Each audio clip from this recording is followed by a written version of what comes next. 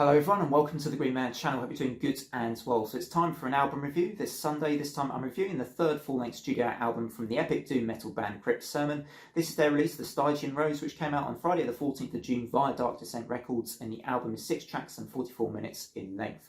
So I am familiar with this band, having listened to their last album, The Ruins of Fading Light, which I thought was a great album. I can remember at the time lots of people comparing them to Candlemass and saying that it sounded like Candlemass worship.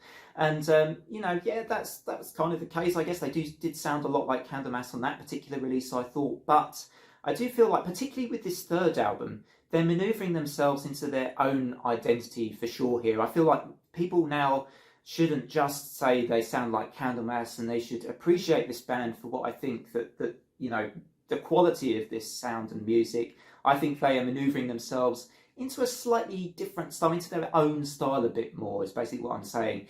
I feel like they are drawing on influences of actually some thrash metal bands from the late 80s, early 90s era, and some of that heavy metal sound as well in about that era. I just feel like there's that kind of big sound, there's sort of epic production to it as well. I mean, the singer himself, Brooks Wilson, I said they wanted to go for that heavy sound and that sort of almost Black Album style production, I think, to get the best out of all the instruments. This isn't an album you want to put on quietly in the background whilst you're working. Don't do that. Put this album on super loud, really just hear the thunderous and epic sound that this album offers, because I feel like that's when it works the best. I like to think that, when you're listening to this album, you feel a bit like the guy that's standing on the gates holding that lantern before the gates on the album cover. You're about to go on an epic journey, and you want to feel those huge crashing chords, the slamming drums, the booming bass. You want to hear all of that together nice and loudly to really appreciate the journey that this album brings you on. And you want to feel like the dude, standing outside the gates holding the lantern there on the front cover, because I just think that also that artwork's great and works really well with the themes and absolutely with the style of this record too. So let's go into some of the tracks of this super doom/heavy metal album. Glimmers in the Underworld, I think, shows off Steve Jansen and Frank Chin's fantastic guitar work. I think they played superbly well together on this album, actually. Got some great guitar harmonies and solos, a little bit reminiscent of the Testament sound of the late 80s kind of era, I think, on there. I love Thunder Perfect Mind. I think that's got some really good songwriting about it. It's a little different from some of the other tracks on the album as well. I very much enjoy the singing, actually, of Brooks Wilson on this album as well. I think he's kind of got this throaty voice, but he's still able to project. Not all those throaty singers, I think, always project well, but he really projects his vocals well on this record. I think that's something that I really like. One of my favourite tracks on here is Down in the Hollow, because it's got a bit of groove. It's a heavy track. It's a little bit more up tempo. It stands apart from some of the slower, more doomy songs on the album.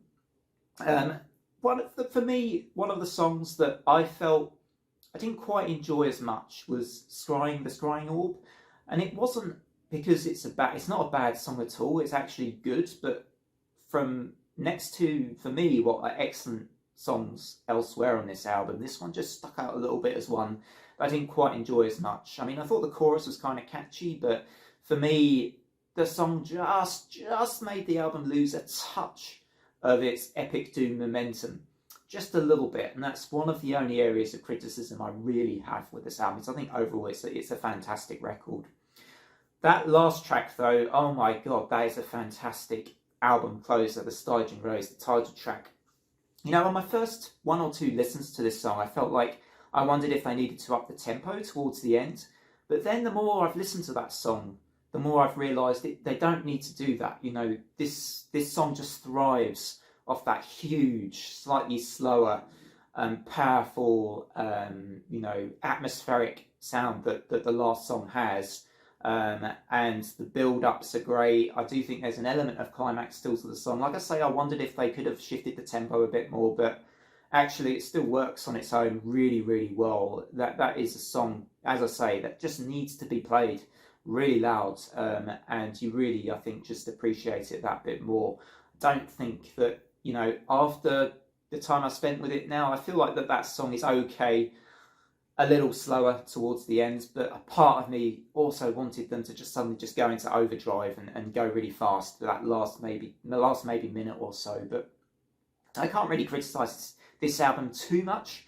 I do wonder whether, you know, it felt at times like they could have done even just a little more, but it's a great album, and no question, I can see why this album's had a lot of praise. It's one of the better doom metal albums. I mean, there have been some good doom metal albums actually this year, but it's definitely one that is deserving of its praise. I'm going to give this an 8.5 out of 10. That's my score for this album from Crypt Sermon.